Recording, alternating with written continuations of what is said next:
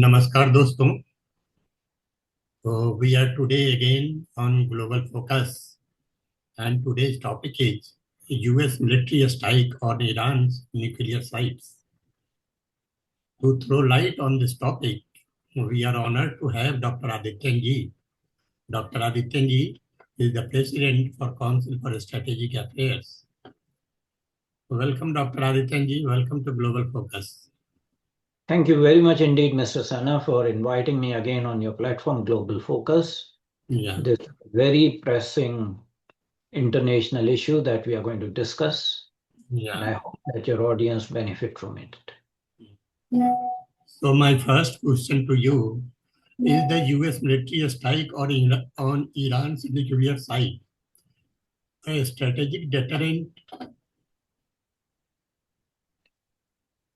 Well, if Yeah. go ahead. This is a strategic deterrent or a dangerous provocation.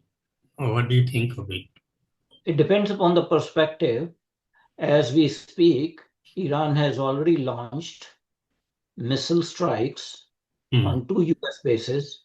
Okay. One is in Al Adid Air Base in Doha, Qatar. Okay. 6 missiles were fired by Iran after giving warning to Qatar that there is going to be an attack.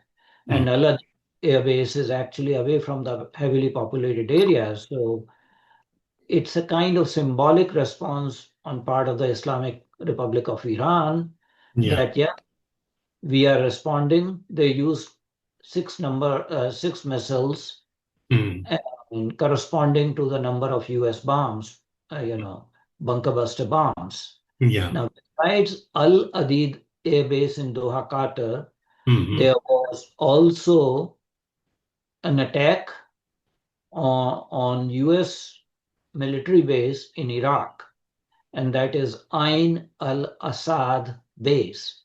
Now, that base actually houses US troops, and year 2020, when Donald Trump got General Qasem Soleimani assassinated by a missile strike, Iran had retaliated at that time by attacking the US base in Iraq.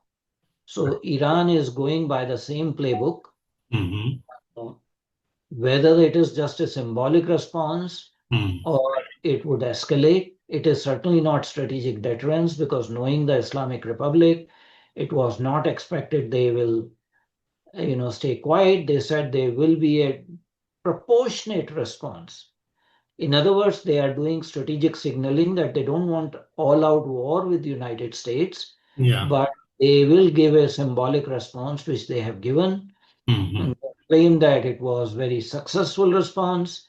The issue comes whether there will be further escalation or further provocation, because on US side, Mr. Trump had said that, Iran should not retaliate and Iran should come back to the negotiation table for peace talks. And if Iran were to retaliate, there'll be much more severe response from United States.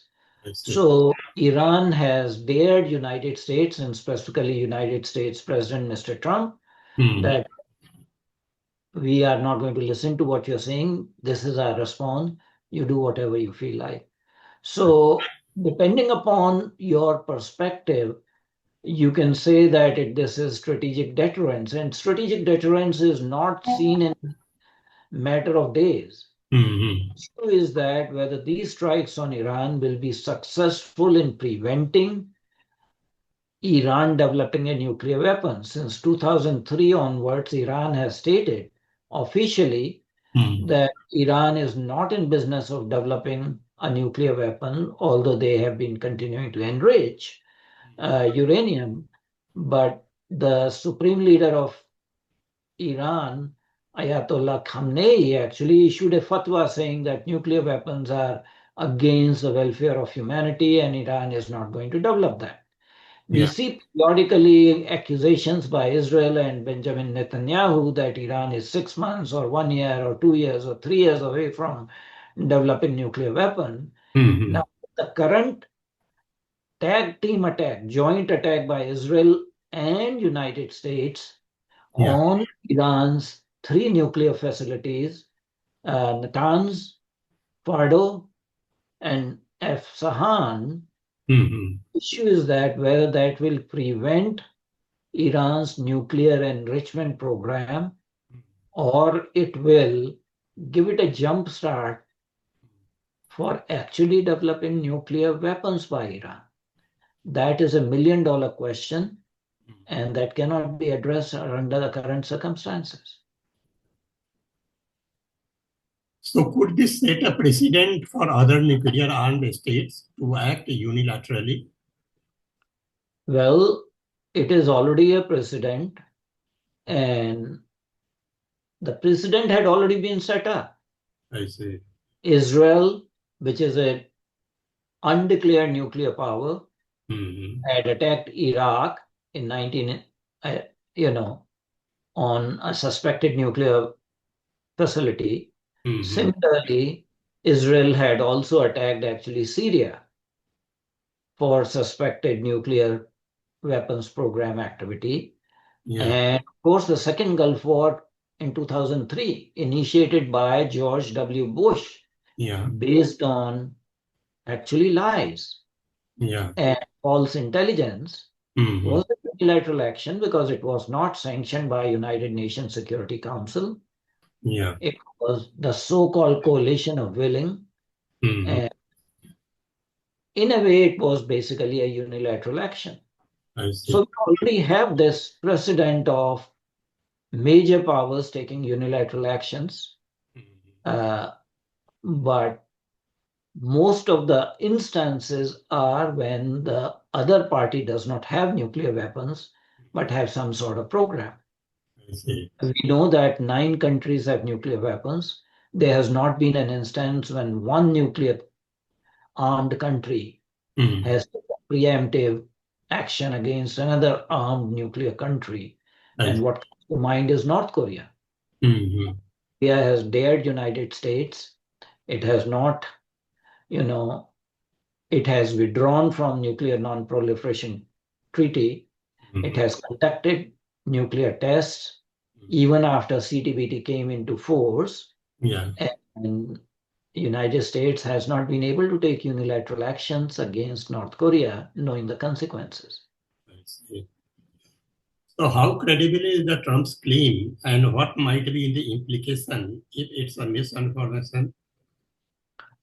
Look, in March of 2025, the Director of National Intelligence of United States, Tulsi Gabbard, in a congressional testimony, had said that Iran is not developing a nuclear weapon. Of course, now she contests it, and Mr. Trump had said that her intelligence is wrong.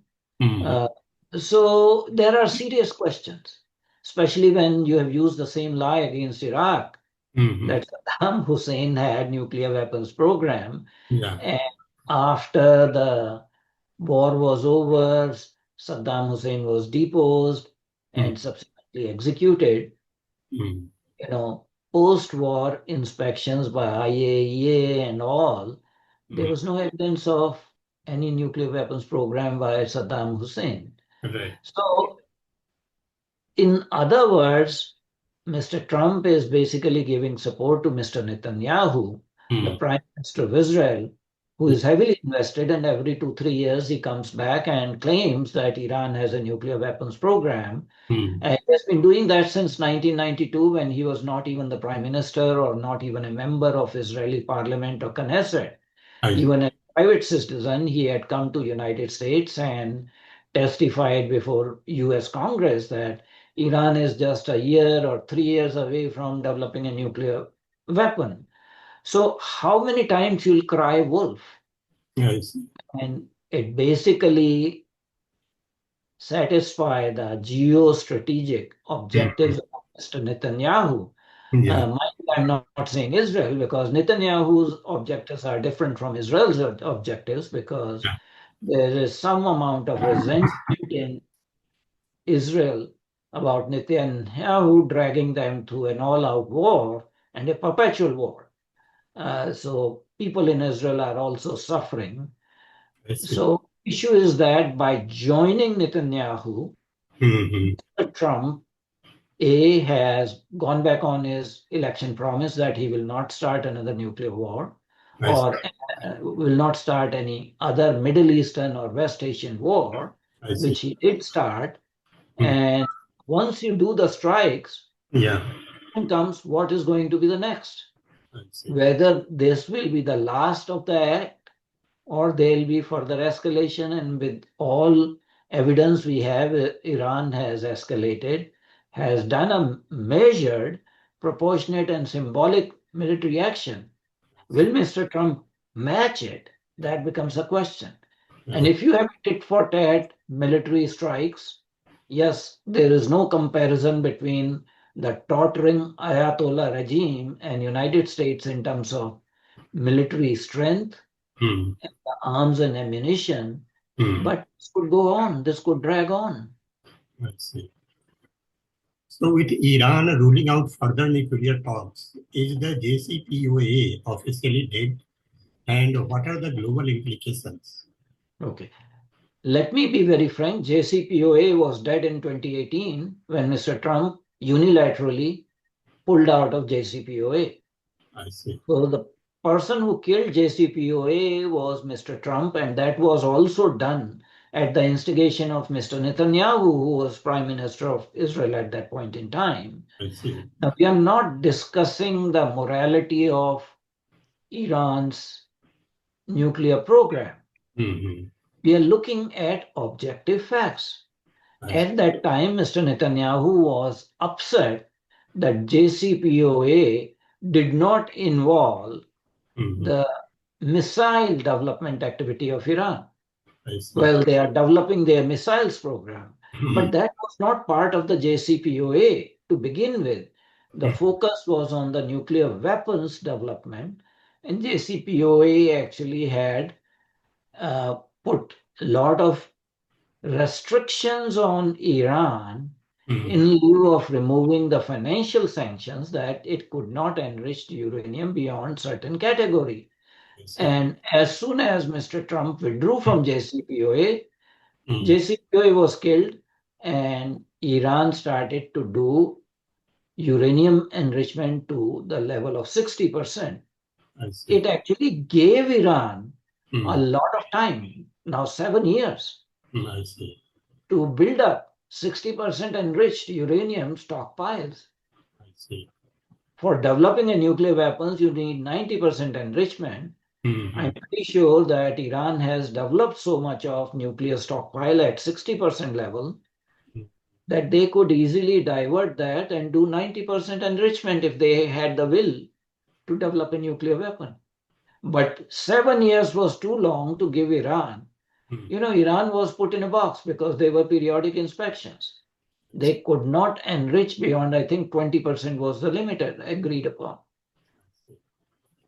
So is there a diplomatic alternative left, or is military conflict now inevitable?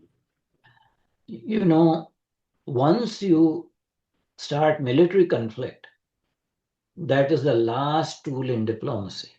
I see. War is also part of the diplomacy. But issue is that war as a diplomatic tool, how much effective it would be. I don't think that this military action on Iran's nuclear facilities, it's a joint military action by two nations, Israel and United States. It will incentivize Islamic Republic of Iran, which is actually on very shaky grounds because of internal problems, any incentive to go for diplomatic options. And Iran has said that diplomacy time is over with the nuclear, strikes on the nuclear plants. And of course, as I told you, that Iran did take military action, retaliatory military action. So the talks cannot be done till the war continues. And that does not include just United States military action. Iran is saying that Israel has to stop. the military targeting of Iran, even after Fordow plant was, in Mr. Trump's word, razed to the ground by bunker buster bombs, by B-2 stealth bombers of United States. Israel followed it up and again attacked Fordow plant. So question comes, if US strikes were so successful, what was the need for Israel to provoke Iran further by making another attack on Iran?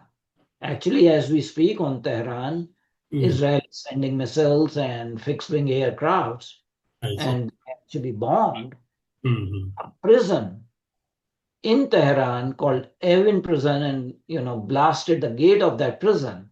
This prison is known for keeping political prisoners and Western citizens as prisoners in Iran. So again, these are provocative actions. If you felt that US strikes were enough to prevent or damage significantly Iran's nuclear program, what is the need for continuing this military provocation by Israel? And for all practical purposes, Israel and US are working as a tag team. Each of them, Mr. Trump and Mr. Netanyahu, are congratulating each other for what they have done. What role, if any, can India, France, and EU play as mediators? Zero.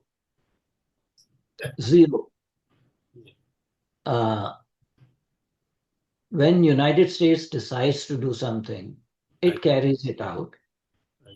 I can use the instance from past. In 2003, during Second Gulf War, France was not on board with United States because United Nations Security Council had not approved the Second Gulf War started by George W. Bush. And actually, at that time, the French Prime Minister, Dominique de Villepin, gone to United Nations Security Council and advised against that particular war. So if United States did not listen to France in 2003, will the United States listen to France at this point in time? And the question is no. US will not listen to France. Israel will continue to do what Mr. Netanyahu thinks is necessary for him to win his next election, which is due in 2026. And if the elections were held today, Netanyahu will lose. So there has to be some sort of distance between Netanyahu's political objectives and Israel's political objectives. Unfortunately, Netanyahu is using his political survival as a badge of patriotism to put entire Israeli civilian population into harm's way. It reminds me of a film that was produced by a former member of Indian Congress Party, Amrit Nahata, called Kissa Kursi Ka. I see. And I think that story is repeating in Israeli context. I see. Yes. So how does Israel's parallel strike on Iranian proxy shift the regional balance of power? Israel has been bombing Iranian proxies since October 7th, 2 years ago, when Hamas created an untenable situation by attacking Israel, holding, I think, 300 Israelis and foreigners as hostages, killed 1,200 civilians, Israeli civilians, on the same day. Since then, Israel has significantly degraded the Iranian proxies, whether that is Palestinian Islamic Jihad in Gaza Strip, or whether that is Hamas, again in Gaza Strip, or whether that is Hezbollah in Lebanon, whether that is Houthis in Yemen. Israel has been on offensive. It is not just one-off thing right now. their capability, there were these pager attacks on Hezbollah. Hezbollah's, leader, Hassan Nasrallah, was killed. Again, underground. So Israel has basically taken care of Iranian proxies. And Iranian proxies were a problem in West Asia, and Israel completed the job.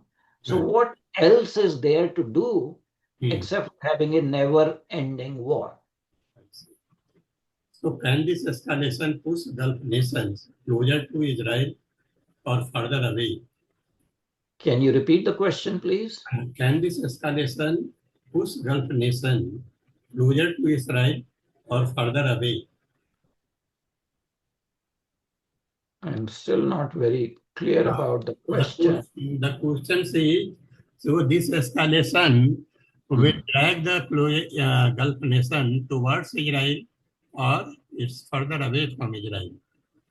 Look, all the Arab countries or all the Gulf countries had reservations about US strikes on Iran's nuclear facilities because they perceived it as escalation.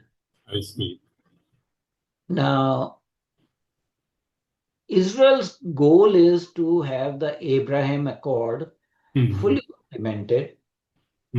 UAE, Saudi Arabia were the parties to signing Abraham Accord and were willing to give legitimacy to Israel. The only nation that was against Abraham Accords was Iran and Iranian proxies. I see. So depending upon which nation you are talking about, some of them will possibly try to develop friendly relations with Israel. But if you're talking about Yemen controlled by Houthis or Iraq, I see. Probably they are not going to be drawn towards Israel. I see. Yes. So will this weaken Iran's regional position or embolden its response? Iran has already been thoroughly beaten up and its military has been decimated. There's no question about it. Yes. Having said that, Iran is a large country. During the 3 years of Ukraine-Russia war, Iran was manufacturing Shahid drones and selling it to Russia. So Iran has, I think, 10 factories for building up drones, and their daily capacity is almost 99 drones per day. I see.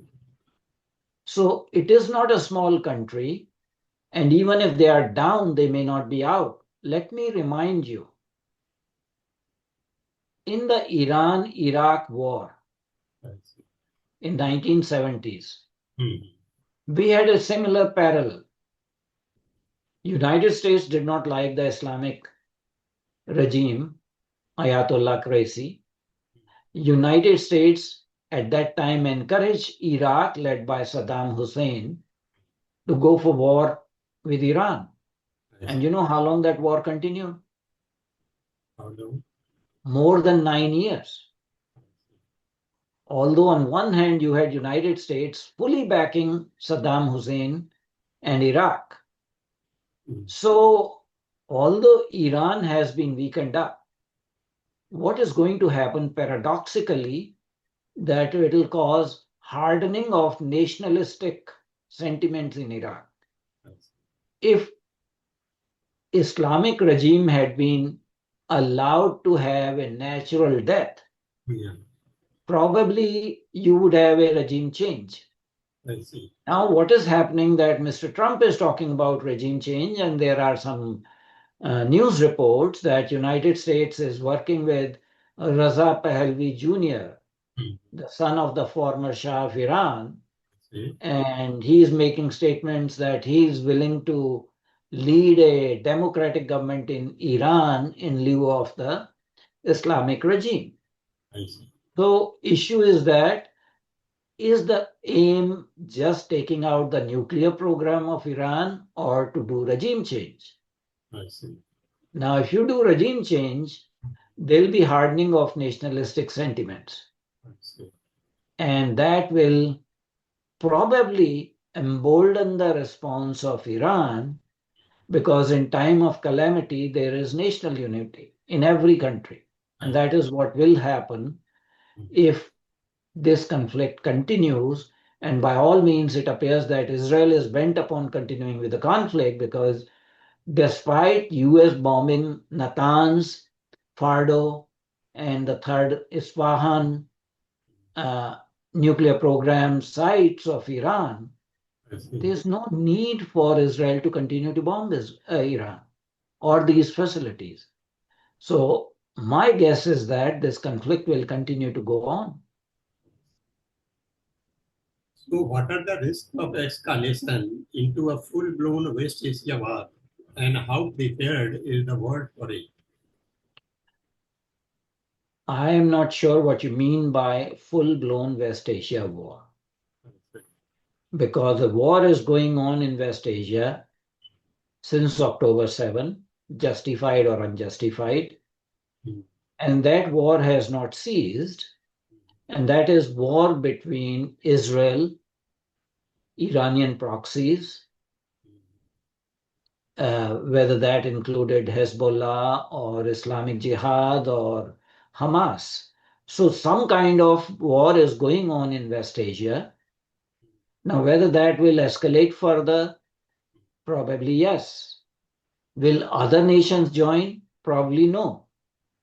I don't think any nation is ready to join this war. So it will remain a war between Israel and Iran, but it will become a hotter war. I doubt whether any other West Asian country will join this war on any side, because they want to safeguard their own nations. In fact, Qatar government has given a statement that they are very upset with Iranian strikes on their soil. But then Qatar is harboring a US base. So, and as far as other international involvement, Iran is loosely part of a quad called CERN. And CERN involves China, Iran, Russia, and North Korea. But already President Putin has said that we do not have a military pact. We do not have a military alliance. So Russia has taken the viewpoint that they will support Iran morally and possibly by ammunition, but Russia is not going to join in any war. Similarly, China will not. China is very, very shrewd. They will keep on making verbal statements like they have condemned Israeli action on Iran and US action in Iran. But again, when push comes to shove, they will not join the war in West Asia. They are concerned because their energy supply, they buy a significant amount of oil from Iran, bypassing the US unilateral sanctions. So as the conflict is escalating, Iran has already retaliated against US bases. Iran is also retaliating against Israel. In fact, last week, they attacked Israeli military headquarters. They actually attacked a hospital cum research institute. And they also attacked some civilian buildings in Tel Aviv. So yes, there is tit for tat attacks. As far as the Iran's threat to close the Strait of Hormuz, Iranian parliament has, passed a resolution that they are requesting the supreme leader to close the Strait of Hormuz. But I don't think that will happen. Even without closing the Strait of Hormuz, the international oil prices have risen in last 1 month to the tune of 21%. And by closing the Strait of Hormuz, Iran will be committing financial suicide. They have never closed, despite the threat, they have never closed Strait of Hormuz because their own oil is exported through Strait of Hormuz. So could a cyber or economic war be the next phase in a state of direct military confrontation? See, this is the era of seventh generation warfare. Hmm. So besides the kinetic action, yes, there will be other actions. Economic war is already being waged on Iran that has been perpetually under unilateral financial sanctions from United States and some financial sanctions from European Union. Cyber war is never declared. It is always done covertly. Information war is already on. All the three sides, Iran, Israel, and United States are indulging in information warfare. So yes, non-kinetic means of war are also being involved Yes. besides the direct military confrontation. And you are seeing actually all aspects of those. Yes. So are the global superpowers ready to manage this flashpoint, or are we on the brink of something larger? Look, there's already a global superpower, the hyperpower, United States involved in this war, and has taken unilateral military action, significant military action that is not approved by United Nations Security Council. I see. It is also not approved by United States Congress. I see. For any initiating a war, the president has to seek permission from Congress. Congress is the one that declares a war. So there are legitimate questions about legality of this war by United States. See. I've already said that Russia is not going to join this war. Hmm. They will be sympathetic to Iran's cause and will provide moral support. China will continue to do lip service because they don't want to get involved in any hot war. They have already issued statements.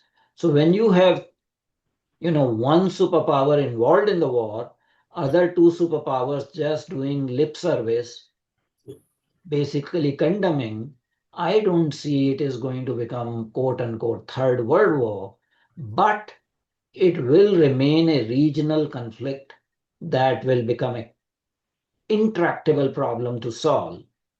And it is going to become a quagmire, as far as I see, in the West Asia, because Netanyahu has not promised ending this. He will continue to do that.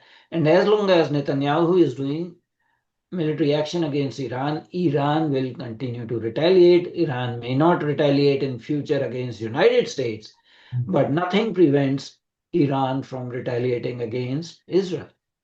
So you are going to have a protracted, long, hot war in West Asia, just like the Iran-Iraq war lasted more than 9 years.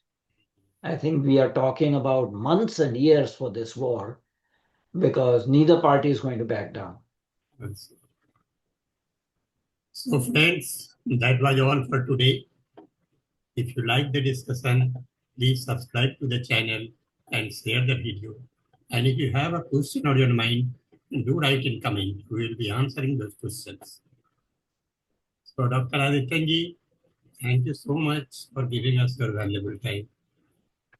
Thank you very much indeed, Mr. Sinha, for inviting me on your platform. I am a kind of history buff, so I always like to bring the past.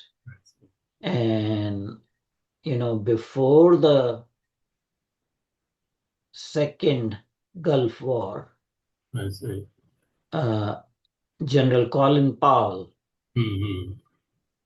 had put the parameters for starting a war, and that was having a definite aim. What is the aim of the war?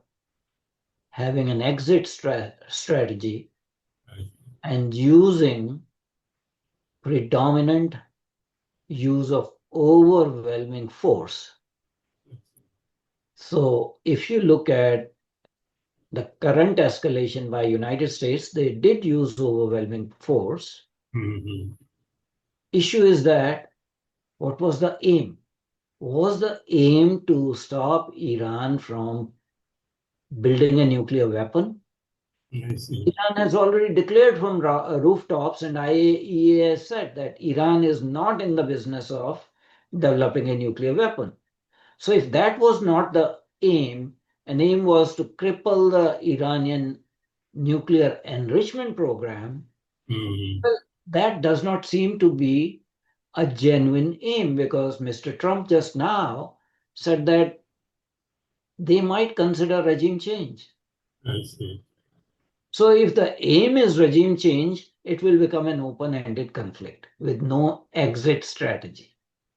And that is the lesson people need to learn from the Bush-initiated Gulf War, that United States and some of its allies in the West Asia are walking into the same trap.